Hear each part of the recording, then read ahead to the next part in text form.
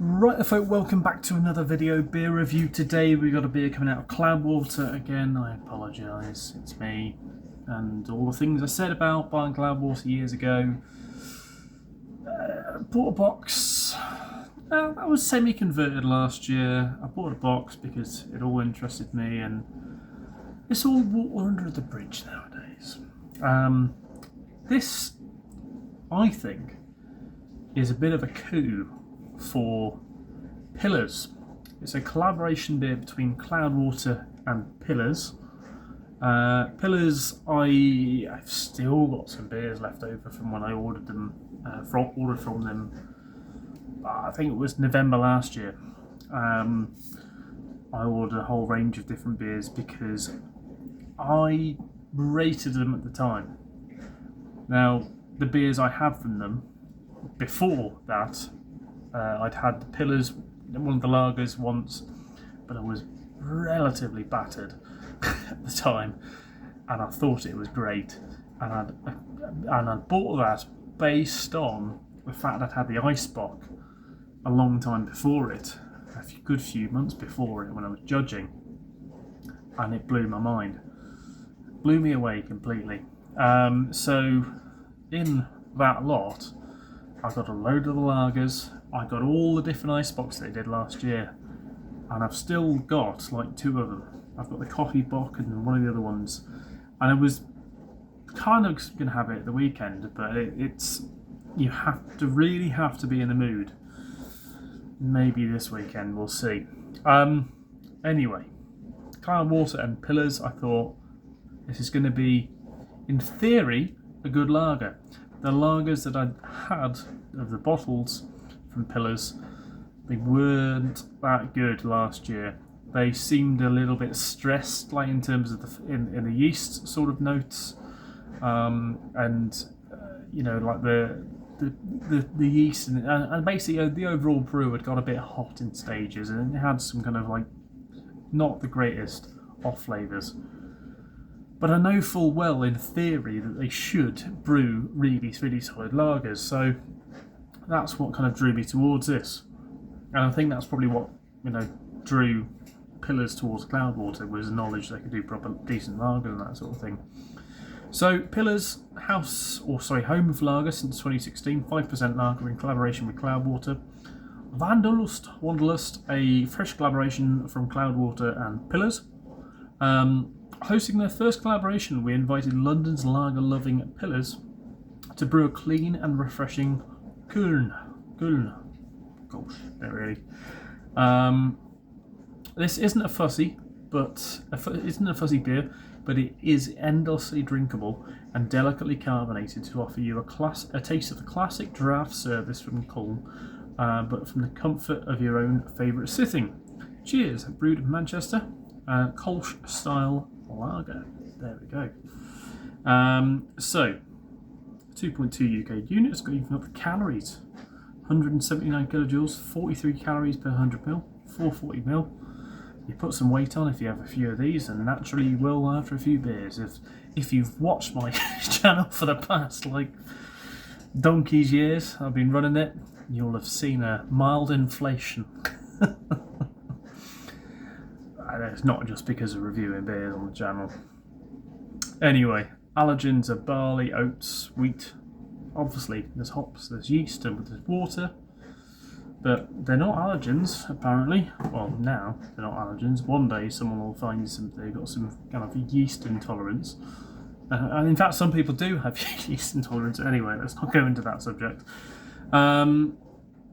The best before is 26th of September, canned on 26th of September 25, freshest first before 26th of Jan 26, and best before very long. So it's a whole year, which I think is a little bit different to some of their other cans. I think some of their cans have put 6 months on it, but this one they seem to have put like a year on it. So let's see what it's like.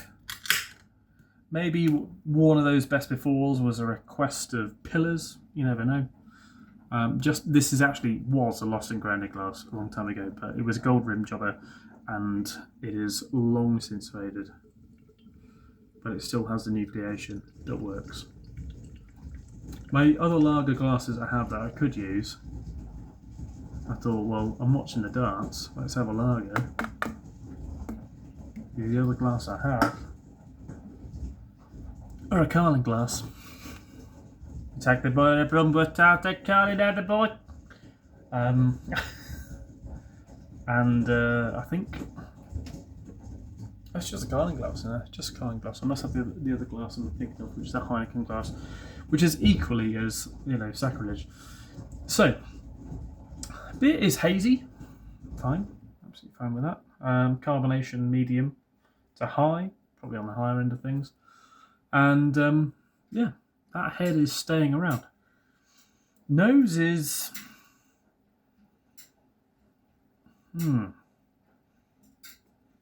very. You can smell that this is relatively thin, but it is a proper lager. You can smell that it's definitely a proper lager. It's kind of like bready, biscuity, quite light, floral, fruity, slight hedgerow note. But generally quite light, and there's a bit of a popcorny note about it as well. You know, like when you've got like an IPA or a pale ale, or how the nose is quite strong and quite in your face. This is all quite light and floral and grassy, herbal. Reminds me of some of the Czech beers I've had. I know it's a Kolsch style, but has the aroma of some of the lighter Czech Pilsners that I had when out in Prague.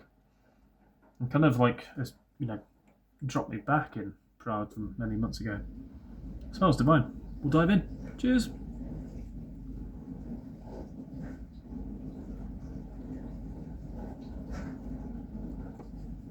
It's way too much flavour compared to a Czech Pilsner, but what it really reminds me of more than anything is kind of like there are a lot of flavours actually early on that pointed towards it being something, say, from Pilsner Urquell's, from when you go down on the cellar tour. And there was a lot of things that reminded me kind of like that. The floralness, the fruitiness to it. And then there was something on the back end that kind of goes, you know what, no, it's too much flavour to it.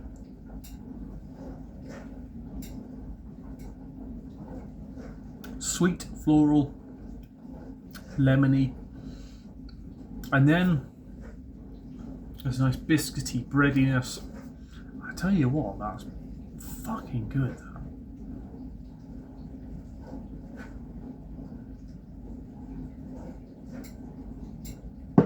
Too much flavour for it to be a proper Czech style. So definitely a lovely hybrid, being a Kolsch. And I honestly think that's probably one of the best Kolsches I've ever had. In terms of the amount of flavour it gives you, whether it's 100% true to style, I couldn't say. But in terms of the amount of flavour you get off it, it is intense and yet relatively subtle.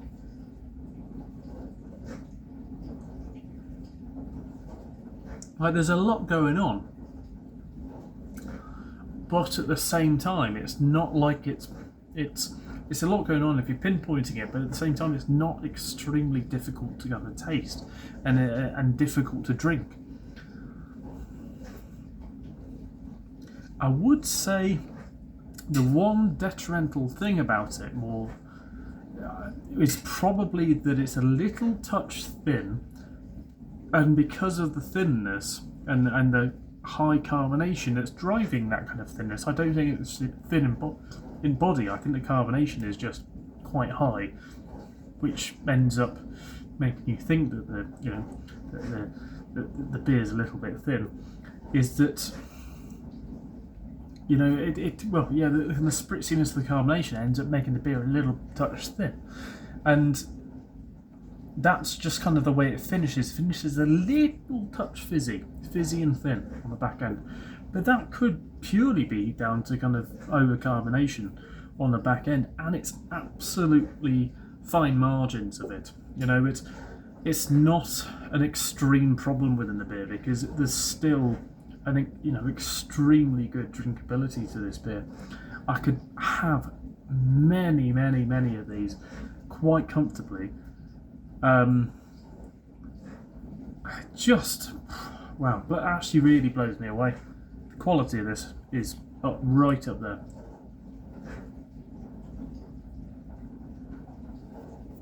Nice and floral and light and kind of grassy. A little bit of a herbal note. Sweetens up a touch. And we start to get sweet, bready, kind of, again, that floral kind of finish. Grassiness. And a little touch of a pepperiness. And a nice, lingering, sweet bitterness. But not, you know, not sweet, but, you know, gentle bitterness more than anything. Excellent beer, absolutely excellent beer. That's one of the best. Like I say, I think that's the best Kolsch I've ever had. It's not buttery. There's not like too much. You know, it delivers so much on every flavour. That is fantastic. I'd be interested to see what temperature they've gone at with this.